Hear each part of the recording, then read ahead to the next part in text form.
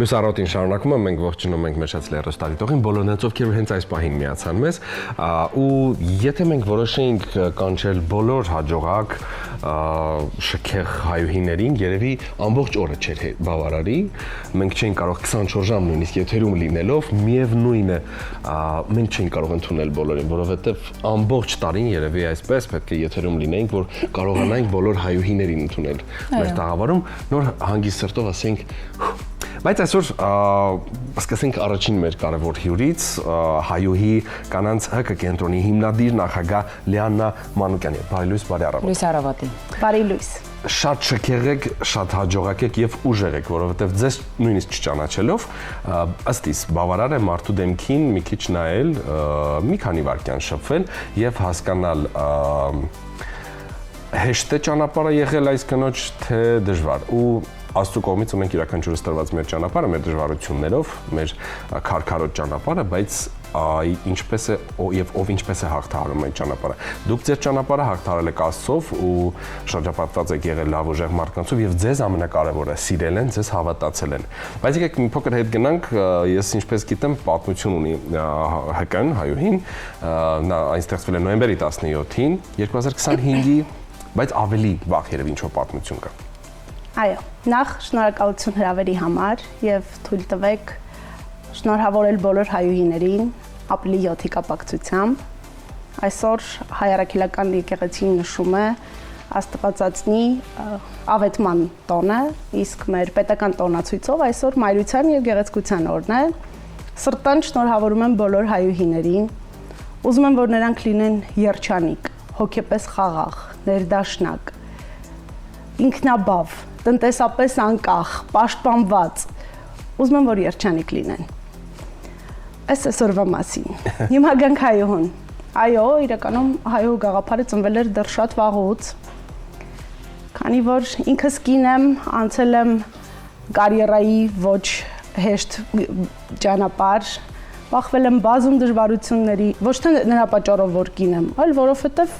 Հայաստանում կարիերա ստեղծելը բավականին կարծում եմ ամենտեղ։ Ցանկացած լավ բան ստեղծելը դժվարություն է։ Այո, բավականին դժվար է։ Եվ այդ ճանապարհին միշտ նկատել եմ, թե կանայք ինչքան բազմաֆունկցիոնալ են։ Չէ՞, կանայք բազմաթիվ սոցիալական դերեր ունեն իրենց վրա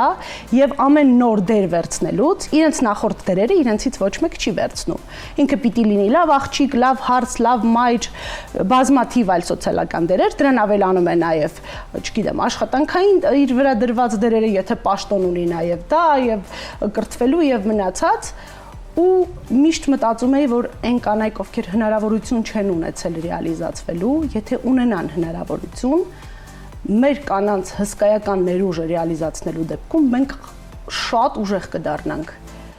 Այդտեղից ծնվեց հայուհու գաղափարը։ Հայուհին հասարակական կազմակերպություն է, որտեղ կանանց համար անվճար դասընթացներ եւ վարպետաց դասեր են կազմակերպում։ Այո, մենք աշխատում ենք ընդհանրապես նոյեմբերից, բայց արդեն հասցրել ենք ունենալ 2000-ից ավել շահառու, որոնք ընդգրկված են ամենատարբեր ծրագրերում, ու մենք արդեն ունենք փոքրիկ հաջողության պատմություններ, որոնք ինձ անձամբ շատ հուզում են։ Երբ որ ինձ գալիս են ասում են, որ գիտեք, մենք ձեր օգնությամբ մեր կյանքի առաջին 30,000-ն ենք աշխատել, անկեղծ այդ պատմությունից լացել եմ։ Կամ մենք վերջապես ունենք հնարավորություն ամեն օր տնից դուրս գալու ու մեր երկար ժամանակ մեր պահարանում կախած գեստները հագնելու հնարավորություն ունենք, կամ չգիտեմ, դուք փոխեցիք մեր ընտանիքի կյանքը, այնքան շատ են այս պատմությունները, այնքան շատ են նամակները, որ հասկանում ես, որ ուրեմն կար այդ հայուհու կարիքը եւ ուրեմն իզուր չենք որոշել կյանքի կոչել իմ տարիների երազանքը։ Մայրերը հաճախ մոռանում են իրենց մասին, ինչպես պահել այդ ներքին հավասարակշռությունը։ Արդեն ասացի չէ, որ կանայք շատ բազմաֆունկցիոնալ են։ Հայուհիները առհասարակ, ես մի քիչ հայ կնոջը տարանջատում եմ մնացած ազգերի կանանցից, այդ ազգային էգոիզմի, այդպես անվանենք, դրսևորում։ Իրականում,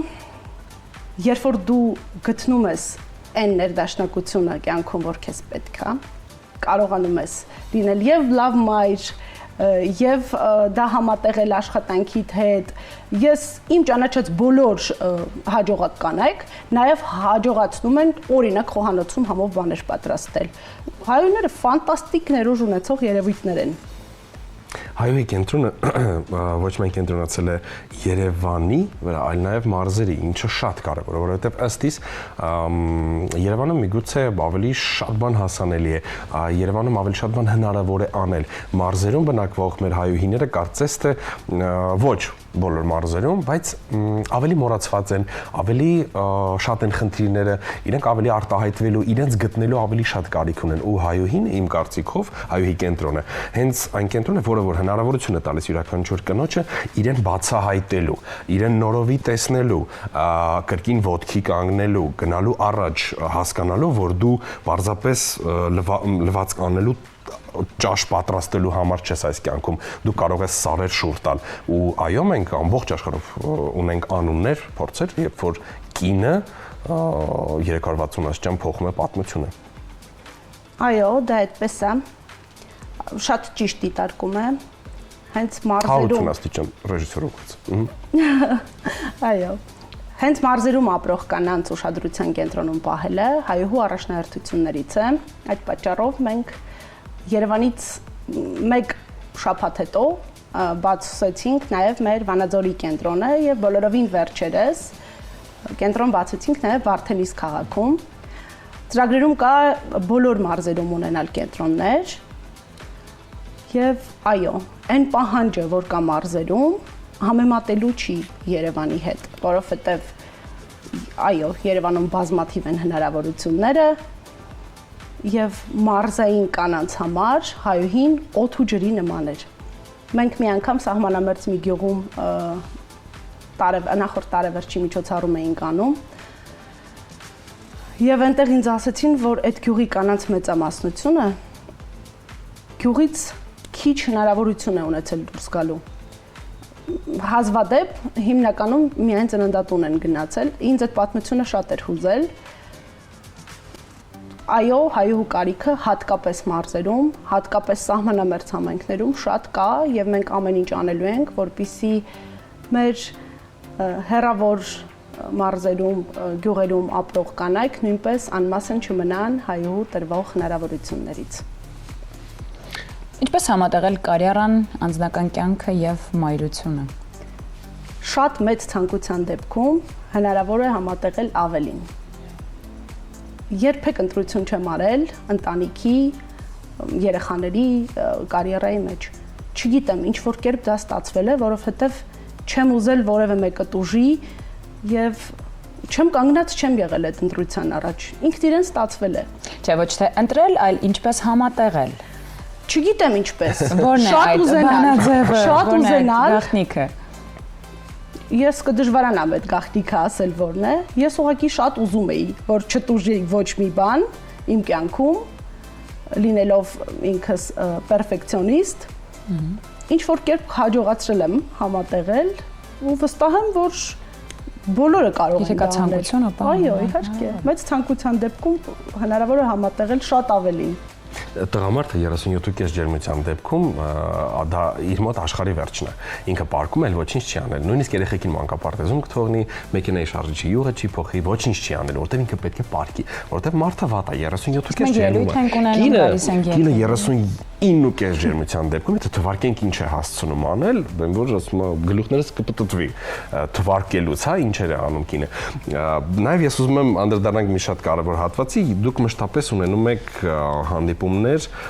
մեծ հաջողությունների հասած մարդկանց հետ, վերջերս Նազենի Հովհաննիսյանը, Վահեն Բեգոյան, բլոգերներ տարբեր, դուք կազմակերպում եք տարբեր հանդիպումներ հենց հայուհիների հետ, փորձի փոխանակում ու սա նաև եթե չի ձևավորվել, կարծում ժամանակի ընթացքում ձևավորվի համայնք, որովհետև այդ կապը, մշտապես կապը, փորձի փոխանակումը, խորհուրդը, նույնիսկ պարզապես խոսելու, արտահայտվելու հնարավորությունը դա արդեն փոքրիկ, բայց հաղթանակ է։ Այո, ինչպես ասում են, նետվորքը նավթից թանկ է։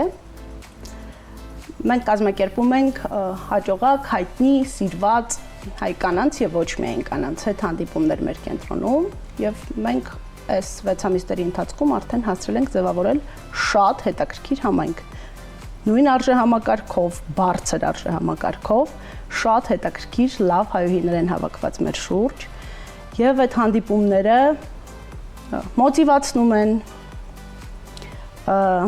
ձևավորել են արդեն բավականին հետաքրքիր ընկերական խմբեր, իմ աչքի առաջ ձևավորվել են բիզնես պրոյեկտներ, մեր SMM դասընթացի ընթացքում ես այնտեղ նկատում եմ, որ մարդիկ իրար հետ ինչ-որ բիզնես պրոյեկտի նախագիծ են անում։ Այո, հայուհին այն առաքելությունը, որ իր առաջ դրել էր, առանց ավելորդ համեստության, պիտի ասեմ, որ վստահ քայլերով գնում է դեպի դա։ Կարծում հայուհի կենտրոնը առաջիկամ, եթե իհարկե ունի արդեն նման պլաններ, հրավիրելով բիզնեսմեն կանանց, ովքեր արդեն այդ ոլորտում մեծ հաջողություններ են հասել, ու հրավիրելով մյուս հայուհիներին, ովքեր որ այսօր ունենք չէ, ցավոք սրտի հայուհիներ, ովքեր ստացել են բարձրագույն կրթություն կամ կրթություն են ստացել եւ դիպլոմը պարզապես դրել են դարակում, որովհետեւ 3 երեխաներ ունեն, դա ամեն ինչը պետք է հասցնել անել, բայց հենց այդ կադրերը շատ կարեւոր ու թանկ են ու վստահ եմ այդ բիզնեսմեն հաջողակ կանայք կարող են նկատել, որսել լավ առումով իրենց ու ներառել իրենց թիմում, իրենց ընտանիքում, իրենց պրոյեկտում, այդպես դառնալով նաև երկուերնեք միտեղ, որ լինում է, վստահ եմ, նաև աշխատանք կնոջ համար եւ ամենակարևորը նոր կյանքի նոր հնարավորություն։ Այո, հայու նպատակներից մեկը հենց դա է, հնարավորություն տալ կանանց բացահայտել իրենց ներուժը ու ռեալիզացվել կյանքում։ Ու այդ շփումներից, այդ տարբեր մարդկանցից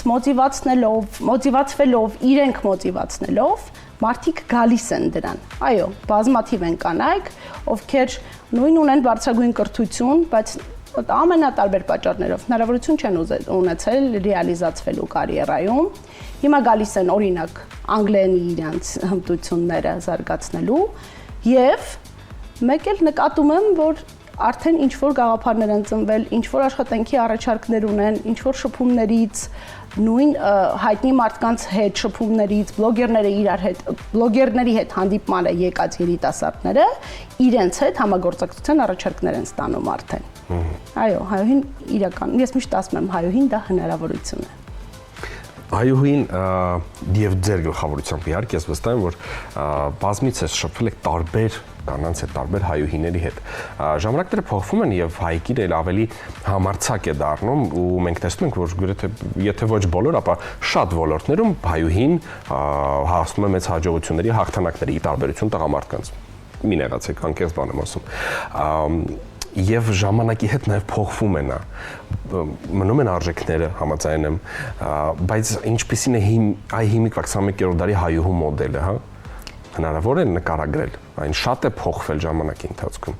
Կարծում եմ հայուհու մոդելը պատմականորեն չի փոխվում։ Հայուհին շարունակում է մնալ իր ընտանիքի հոգսը հոգացող,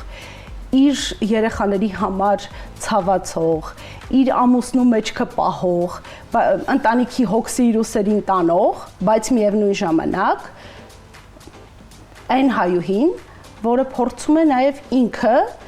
ռեալիզացվել, սոցիալականացվել ու որպես անհատ ինքն էլ կայանալ, բայց դրանից չի տուժում իր մնացած սոցիալական դերերը։ Ինքը ուղղակի նոր սոցիալական դերերը իր վրա վերցնում։ Դրանով չկորցնելով ոչ իր կանացիությունը, ոչ իր հոգատարությունը, ես միշտ ասում եմ, հայուհին այն առանցքն է, որի շուրջ ձևավորվում է ընտանիքը, հասարակությունն ու հայրենիքը։ Դրանով ամեն ինչ ասված է։ Հայուհին,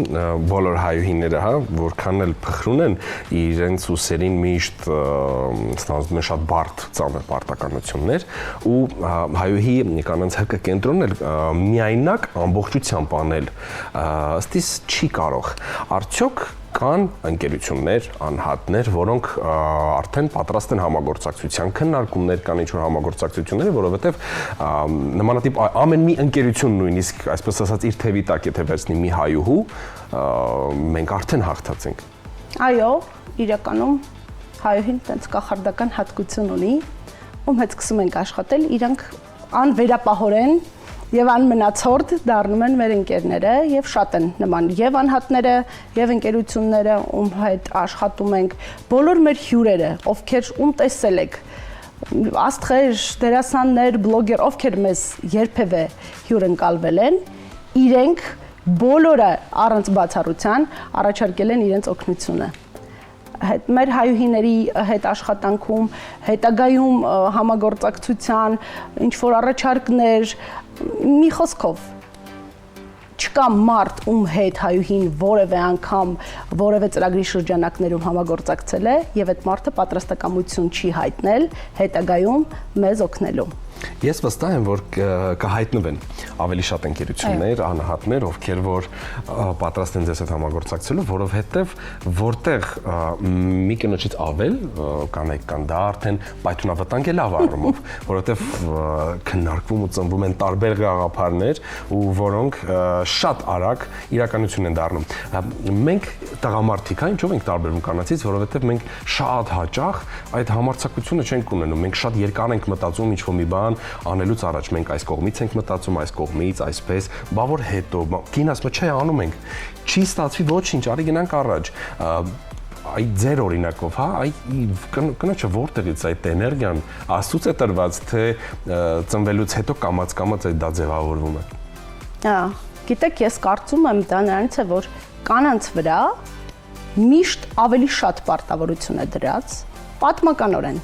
քան տղամարդկանց, հա, 6 տարեկան միջին վիճակագրական աղջիկը երբ որ գնում է դպրոց եւ իր հետ գնում է դպրոց 6 տարեկան տղա, այդ 6 տարեկան տղան պարտավոր է ուղղակի ողջ մնա ու հետ գա տուն։ Իսկ այդ 6 տարեկան աղջկա ուսերին դրված է լավ սովորել, լինել կոկիկ, պայուսակը հավաք բերել, հետո գալ տուն, սենյակը հավաքել։ Այն տղայի պարտավորությունը մեկն է՝ փորձանքի չգալ, հետ գալ տուն։ Մի քիչ երևի հումորային մաս եմ դնում եւ մի քիչ սուր եմ ասում, բայց կանանց ուսերին ծնված օրվանից մի քիչ ավելի շատ պարտավորություններ են դրած, քան տղամարդկանց։ Ու դա կոփում է բնավորությունը։ Ինձ թվում է վիճելի չի էլի, որ միջին վիճակագրական 11 տարեկան Աննան ավելի կազմակերպված է, քան 11 տարեկան Սուրենը։ Նաև 21-րդ դարում ենք, ու այսօր ցավոք սրտի մեր կյանք է ներխուժել արհեստական վարականությունը, այսօր համացանցի դար է, որովհետև համացանցից այն կողմ կարծես մեր կյանքը չենք պատկերացնում։ Ու ես վստահ եմ, որ դա էլ է լավ հնարավորություն, ֆիզիկապես մշտապես շփումը կազմակերպելը շատ բարդ է եւ ֆիզիկապես եւ ֆինանսապես հասկանալի է, որքանով եք համացանց օգտագործում ՀԿ-ի զարգացման հարցում։ Տեսեք, ավելի շատ օգտագործում ենք սոցիալական ցանցերը, որպեսզի մարդկանց հասցնենք մեր ուղերձները, մարդկանց տեղեկացնենք կենտրոնում իրականացվող ծրագրերի մասին։ Բայց հենց համացանցից փախնում են մարդիկ, այդպես ձևակերպեմ, մարդիկ շատ կարոտել են ամիջական ուղիղ մարդկային շփմանը։ Հայուհին հնարավորություն է տվել կանանց դուրս գալ տնից, գալ կենտրոն ու շփվել իրենց նման մարդկանց հետ։ Իրենց հարևաններ, մարդիկ այդ տարածքում սկսել են ճանաչել իրենց հարևաններին, որովհետև տնից դուրս են գալիս ու գալիս են կենտրոն ու ամեն անգամ ասում են շնորհակալություն, որ տալիս եք մեզ այդ հնարավորությունը, ամեն անգամ երբ որ ուրբաթ օրը գալիս է, մենք ամեն ինչ անում ենք, որ ոչ մի բան բաց չմնա, որ երեկոյան գանք մենք հայոհու միջոցառումներին։ Մարդկանց այդ շփումը շատ պակասում էր վերջին տարիներին, այդ թվում համացանցի մեր կյանք մտնելու պատճառով։ Համացանցը մեզ օգնում է զուտ մեր անհրաժեշտ ինֆորմացիան մեր շահառուներին հասցնելու համար։ Լիաննա Մանուկյանն մեր հյուրը, շնորհակալ ենք շատ հայուհի կանանց ՀԿ կենտրոնին։ Ես վստահ եմ, մենք նորանոր հանդիպումներ ունենալ ենք, խոսել ենք նոր ձեռքբերումների հաջողությունների մասին եւ այսօր մենք հիշելու ենք, որովհետեւ դեռ փոքրիկ երեխայի պես է կենտրոնը եւ նրան պետք է աճեցնել,